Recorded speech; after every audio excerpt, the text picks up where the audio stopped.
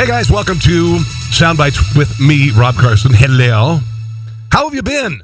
I've been good. I hope you have as well. Spring has sprung. Baseball season is starting, and I have never been so friggin' happy to see pollen on my car. I've never been so happy to see pollen on my car. It's like, wow. And of course, I got this. So if you hear me trying to laugh during the show, it's not because I have emphysema. It's because I've got some sort of funk. My wife has it now. Made the mistake of giving me a kiss a couple days ago, and I probably made her sick. So here's what's going on. It looks like chicken and waffles fever is spreading from KFC to other restaurants. Got to get to that. Blue Moon has created a beer that'll get you high. Not drunk, high. All right? That's coming up today. Carl's Jr. has a truffle burger. There is all sorts of this. The internet is in meltdown because of the way a guy in St. Louis sliced his bagels. A new Cadbury bunny is going to be featured in TV. Oh, the number one item that people want from McDonald's to come back. The number one thing that McDonald's, that people want. I'm going to talk to you about a couple of them, and then I'm going to tell you what people are saying. We got to have this back. We got to have it back. So anyway, if you want to follow me on Instagram, just go Rob Carson Show, subtitle Carson's Crappy Kitchen, because I put up all my food porn.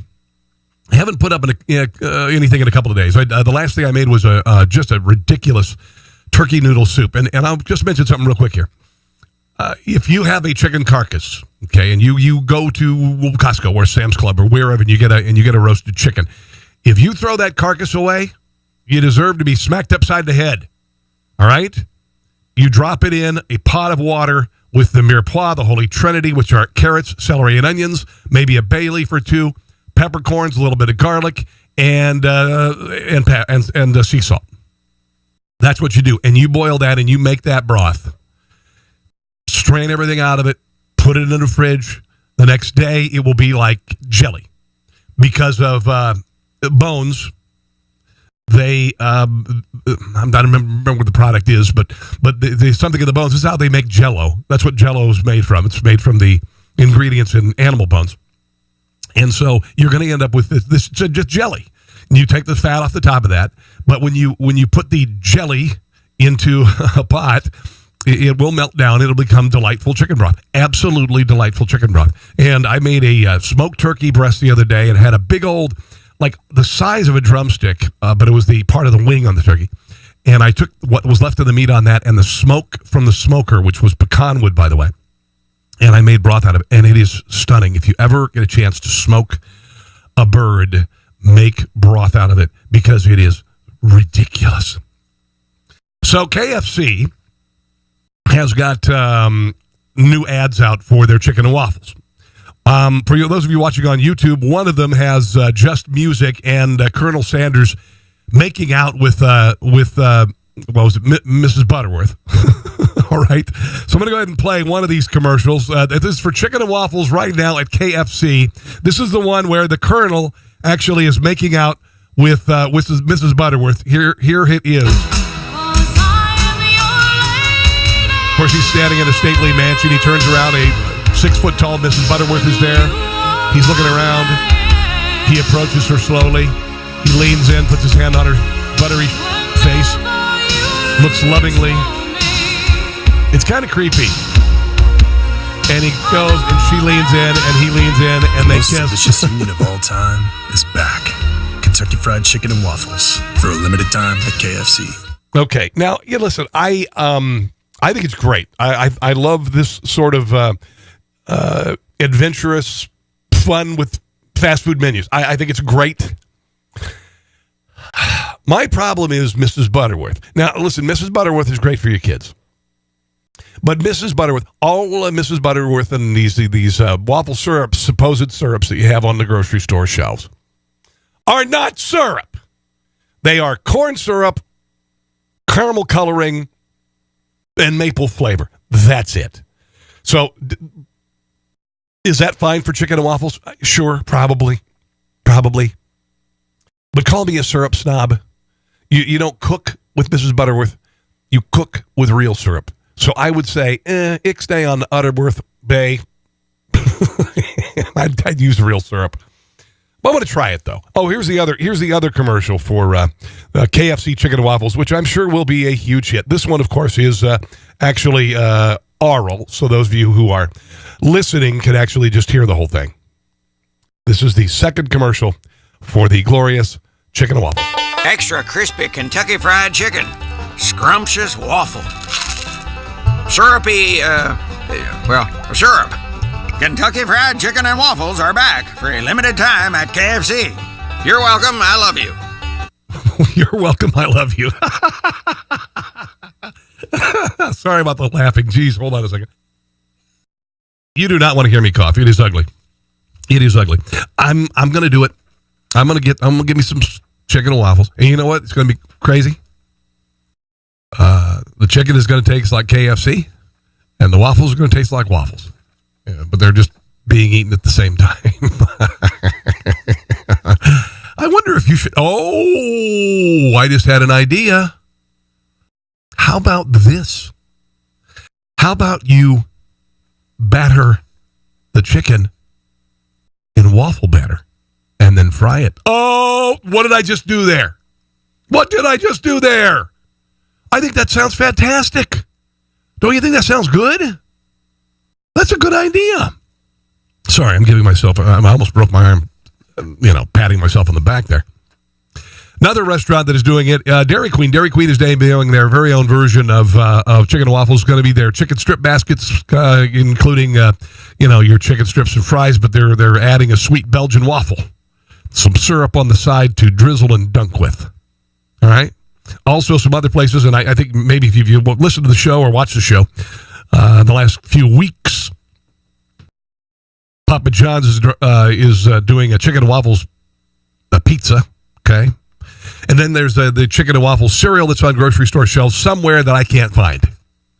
It actually has little cereal that look like little chicken legs and little pieces that look like waffles, and they're together, and I've heard mixed reviews on the whole thing, but I wanted to try them. I think there's been chicken and waffles Lay's potato chips, too, if I'm not mistaken. It's the same. We went through the bacon thing, too. We went through the bacon thing, too, and we went through the sriracha thing, and, these things happen. I have nothing against it. We can make some money at it. What the heck? Keith Vila. I don't know if he's related to Bob Vila. Best known for his contribution to the field of alcohol and his creation of Blue Moon beer, which I enjoy every once in a while. He was part of the Miller Coors organization for 22 years until he retired last year. He's created a new brew that's infused with pot. It's called Grainwave Belgian-style white ale. And you're thinking, okay, well, they're just putting some CBD in it, which is the cannabis oil. No. This will get you high. Medium-bodied Belgian-style white ale, Syria, is brewed with coriander and blood orange peels. As a spin on Belgian ale, the beer is de-alcoholized and microdosed with 5 milligrams of THC. While non-alcoholic, the brew is said to capture the flavors of classic Belgian ale while providing the calming effects of cannabis, probably also the munchy effects of cannabis. You can get this at several dispensary locations in Denver, only in Colorado. Only in Colorado. Yeah, whatever. That's what they're doing. I'm just not a big pot dude. I might try one, maybe take a sip. Carl Jr.'s. Now, these guys, Carl's Jr.'s, these guys are experimental with their food. They have funny commercials. They're politically incorrect. They make big, fat burgers that are awful for you, and they revel in it. And now they're making a bacon truffle Angus burger. All right?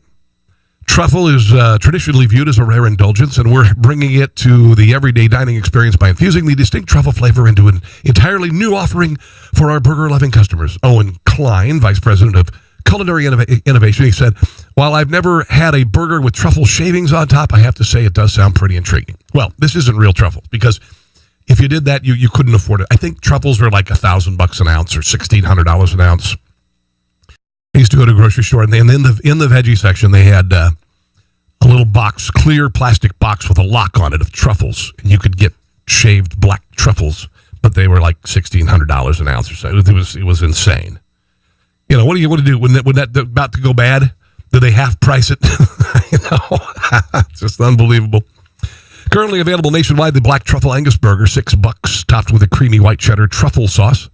Applewood smoked bacon, caramelized onion, Swiss cheese, crispy onion rings, and mayonnaise. Truffle sauce itself includes natural and artificial truffle flavors, as well as a hint of garlic, toasted onion, parmesan. Now, it's not black truffles, guys. It's not. If you've ever had truffle-infused olive oil, there ain't no truffles in that. I mean, there might be one shaving in 10,000 gallons of it, and then they use artificial flavoring that tastes like mushrooms. They may even use actual other mushrooms for the taste, or fungus, I should say.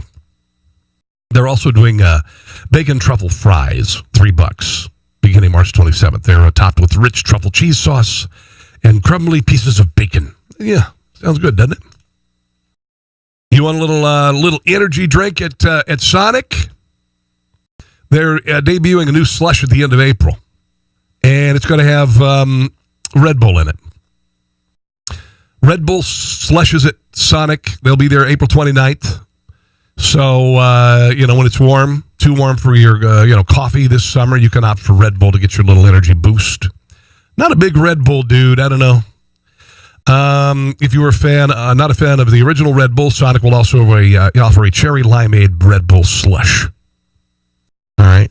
And they're about $2.99 to $4.99 a piece is what they cost. So, yeah, why not? Why not?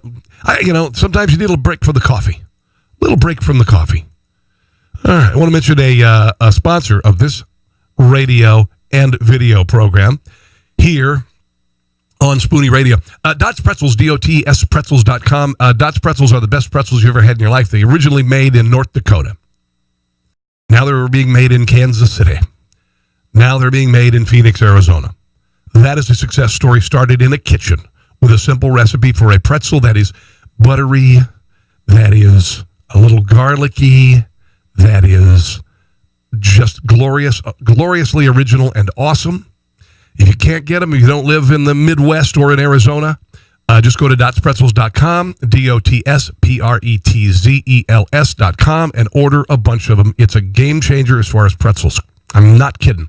You will not eat pretzels the same way. Every other pretzel that you eat will go bleh compared to these pretzels. Yeah, you go bleh just like that.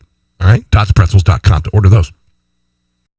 Tweet about bagels is really driving some people crazy. A guy in St. Louis. St. Louis, famous for St. Louis Bread Company, which became Panera, by the way. So, St. Louis has a love affair with carbs and with bagels. There's a very large Jewish population in the city of St. Louis. But this guy, Alec Krautman, introduced his coworkers sliced bagels, thin sliced bagels, sliced not horizontally through the bagel, but on the top, just taking a bagel basically and putting it in like slicing it like bread. How's that? Okay. On Monday, the National Environmental Satellite Data and Information Service employee Alex Krautman tweeted the picture of Panera bagels sliced long ways with the caption, "Today I introduced my coworkers to St. Louis to the secret of ordering bagels sliced, bread sliced." It was a hit. Comments on the tweet range from "I have called the police" to "This is anti-Semitic," to "How dare you, sir?" To "How dare you, sir?" You can use bagel chips. I mean, are bagel chips, are they an adulteration of bagels, right? This, I believe I got this from Eater. Anyway, here are some of their suggestions. A bagel is a hefty undertaking, a meal in and of itself, a joy. To dissemble its carefully kneaded dough and risen dough to flimsy little slices is to disrespect the person who put it together with love. While bagels don't require a spread, they do. Bagel intended spreads are thick and delicious. They are not meant for something flimsy like bread. They are meant for a monster, a vessel that can safely hold about a quarter-inch of cream cheese or cheese, fish, and more from the plate to your mouth. When is the last time you stacked lox on top of a pile of cream cheese onto soft toast and didn't have it all come crashing down on your face? Okay, yeah. There's nothing better. This is a gift from God. Bagel with schmear, cream cheese, lox, red onion, capers. It is unbelievable. This just absolutely glorious, a glorious undertaking. And lox are easy to make. Have you ever made lox? Let me tell you how to make lox. You get a salmon fillet. You mix together, I'll just say a couple cups of salt, a couple tablespoons of sugar. And you mix them all together. And you put them down in a Tupperware. And not all of it, but just cover the bottom of the Tupperware with it. Lay the fish on it. And then cover the fish with the mixture. Now you can add some things to it. Sometimes people add herbs to it or whatever. I just do salt and sugar. And then you wait 24 hours. And you wait 24 hours. That's it. Put it in the fridge and wait 24 hours. You're going to have lox the next day. Now, one of the things you might notice is that, sometimes it might over-cure the thin parts of the fish, and it'll be kind of hard. All you got to do is cut that off, put it in a Ziploc bag. You want to rinse it off, by the way. Rinse the fish off when you're done making bagels and lox. But the part that's a little bit overly dry, just put it in a freezer bag in the fridge with a little bit of water, and it'll reconstitute beautifully. It will reconstitute beautifully. But as far as adulterating a bagel, I don't know. Cadbury did their newest Easter Bunny contest. They asked people to send in pictures of their pets dressed up like bunnies. If you're watching on YouTube, you'll see Henry the Bulldog, not very happy, wearing pink bunny ears and a big pink bow around his neck. And, honestly, dogs do feel humiliation when you dress them in costumes. They really do. There was actually a study that came out a little while ago, said that. So Henry the Bulldog lives in Wilmington, North Carolina, with his humans, Kathy and Tim Santillo. Won the contest, 4,000 entries, and they scored photo submissions based on whether the pet was wearing bunny ears, plus the photos, creativity, brand appeal, blah, blah, blah. As a winner, he and his owners get $5,000. Cadbury is also donating $10,000 to the ASPCA. So that's cool. Yeah, dogs do not like to be dressed in costumes. What is the number one thing that most people would like to see back at the at McDonald's? And I'm not talking about the perennial favorite McRib, and I'm not talking about the perennial favorite Shamrock Shake, which I didn't have this year. One of the things that I miss, and I think a lot of people miss, and you could thank that idiotic documentary Supersize Me for this. 2004. Supersizing. People miss supersizing. That's high on the list. Now, the 2004, can you believe this? 2004 was when that documentary came out. And it was an affront to McDonald's. It was a joke. It was, if you went to any fast food restaurant and you ordered the most unhealthy thing on the menu, you would get sick. Okay, that's just the way it is. You're not supposed to have that much fat in your diet, among other things, and salt. So it was meant to just attack McDonald's, and so I refuted it. I rejected it. I thought it was very politically charged, and it was a joke. If you went to Wendy's and did the same thing would happen. If you went to Taco Bell and ordered the most unhappy thing on the menu, it would happen. Anywhere you go, if you eat food that is not that nutritious, it's not gonna be very good on your blood pressure. It's not gonna be very good on your cholesterol level. None of that stuff. That said, it's not supersizing that people want the most. It's not the gone but not forgotten onion nugget. They had onion nuggets. I never had these before. They were like an onion ring, but it was a nugget. And I guess they were pretty popular. I'd never had it. It's actually the Szechuan sauce. The Szechuan sauce. So basically, Business Insider reporter Kate Taylor wrote of the legendary sauce. It's goopy, sweet, and very salty in its own right. It's a pretty tasty option you'll want to keep dipping. It had a very short life, apparently, the Szechuan sauce. They introduced it with the movie Mulan. Mulan from Disney, remember that? So Disney and McDonald's got together to promote their theatrical release, and they created the Szechuan sauce as a taste of the Far East. According to Entertainment Weekly, McDonald's packaged the Mulan collaboration, even including puns like McDonald's is Chinamite and run, don't walk, W-O-K. Some people said that was offensive. Paul Ling, a Chinese-American student at Cornell, started an email protest. He says you don't even have to be Chinese to be offended. Whatever. So they got rid of the sauce. Then Adult Swim cartoon Rick and Morty they're to be credited for bringing back the sauce. Now, the sauce has not been around since 1998. They mentioned the sauce in a scene, lamented that it's no longer available. And what became a throwaway line became an inside joke among Rick and Morty fans who petitioned to bring the sauce back. In July 17, they succeeded. McDonald's gave away 4 jugs of Szechuan sauce in response to the demands. DJ Deadmau5, a huge Rick and Morty fan, even bought one on eBay for $15,000. October 2017, McDonald's provided Szechuan packets for a very little limited time. They also did it in February of 2018. I tried it last year. I thought it was just okay. I thought it was okay. I thought it was a typical stir-fry sauce you could buy at any grocery store. Not to be a buzzkill. A lot of times we do these food things. We get caught up in the fever and they're so good and they like the McRib. Sorry, and this is not meant to be an attack on McDonald's. If you know barbecue, the McRib is terrible. The McRib is awful. Sorry, I used to be a big fan before I knew anything about barbecue. But I tried it, and you go to an Asian store. If you have an Asian store near you, find an Asian store near you. All right, find an ethnic grocery store near you, because there's a good chance the produce is going to be a lot cheaper. You're going to find a lot more cool stuff. A lot more interesting and intriguing produce that you'll never see at a regular grocery store, and it'll probably be cheaper. You can also get the freshest seafood there. And you go into a great Asian store. I've got one near me. It's pretty good. It's called Pan Asia. And you go to the sauce aisle, and you think that, you go to a grocery store in Kansas City, you see the barbecue sauce aisle, 30 feet of sauces, right?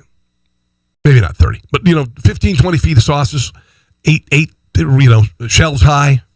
You go to an Asian store and you look at sauces. You talk about barbecue sauces and stir-fry sauces and oils and vinegars, and it is nuts. It's awesome, and I got to tell you, it's better than the McDonald's Szechuan sauce. The San Antonio City Council basically has excluded ChickfilA from their airport terminal. This is from one of the members, Councilman Roberto Trevini. With this decision, the council reaffirmed the work our city has done to become a champion of equality and inclusion. San Antonio is a city full of compassion, and we do not have room in our public facilities for a business with a legacy of anti-LGBTQ behavior, which I will just tell you, and I'm not making this political, but it's bullcrap. It is absolute bullcrap. Chick-fil-A's 2017 tax filings revealed, here's what they have a problem with. Nearly $2 million in donations to the Fellowship of Christian Athletes, which is a terrific organization, to the Salvation Army, which is the best charity in America. Thank you very much. And Paul Anderson Youth Home. It says here in this, all which have opposed the LGBT community. No, they haven't actually. In the wake of the scandal, there's no scandal. The company released a statement. Says they welcome all people regardless of race, gender, ethnicity, sexual orientation, or gender identity. They are fighting against the San Antonio ruling because that is religious discrimination. And that's all I'm going to say about that. That is religious discrimination. And you know what? I like Chick-fil-A. And you know what? Just because you disagree with some people on some things doesn't mean they have to go away completely. Sorry. Now, coming up, we've got some pretty interesting stuff. City is putting a $25 or 25-cent fee on disposable cups. Are meal kits really that good a deal? Going vegan made a lot of women, I guess, go bald. Papa John's adds 6 new specialty pizzas, gin and tonic popsicles, a new Kraft macaroni and cheese shape, not flavor, and all sorts of booze news, all sorts of stuff. I think you're going to enjoy the second half of the radio program and the video program as well. All right, so stick around for that, guys. In the meantime, if you want to follow me on Facebook, just go to Rob Carson's Table, and again on Instagram. That's where I post all my food porn, including my smoked turkey chili.